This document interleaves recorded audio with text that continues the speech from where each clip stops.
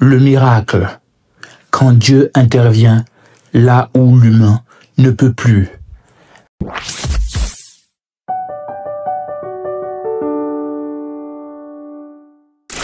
Hello toi, aujourd'hui on va s'arrêter sur un mot qui fait vibrer d'espoir, mais qui est souvent mal compris.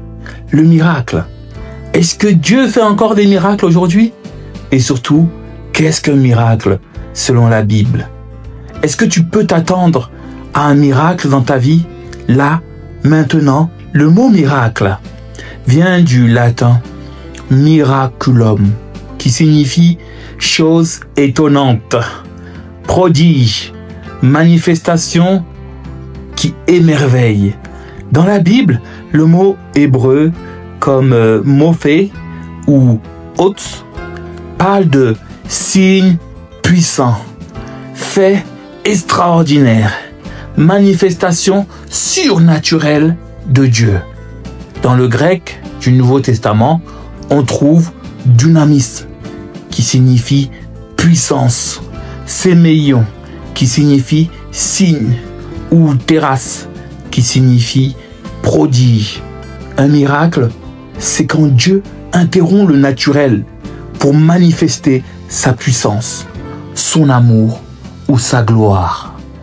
La Bible est remplie de miracles. Mon ami, Dieu ouvre la mer Rouge pour Moïse.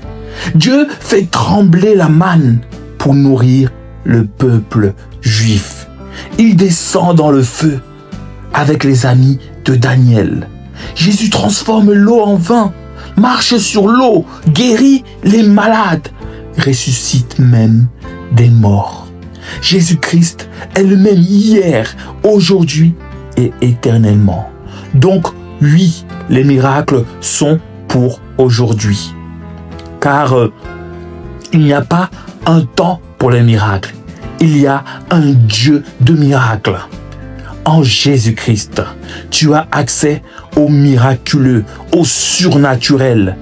Mais souviens-toi, un miracle n'est pas un tour de magie.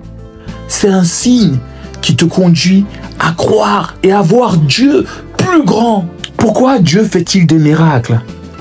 Pour secourir son peuple, pour confirmer sa parole, pour glorifier son nom. Oui, mon ami, Dieu fait des miracles pour nourrir ta foi, pour révéler son cœur. Ce Jésus, Dieu l'a accrédité au milieu de vous par des miracles, des prodiges et des signes.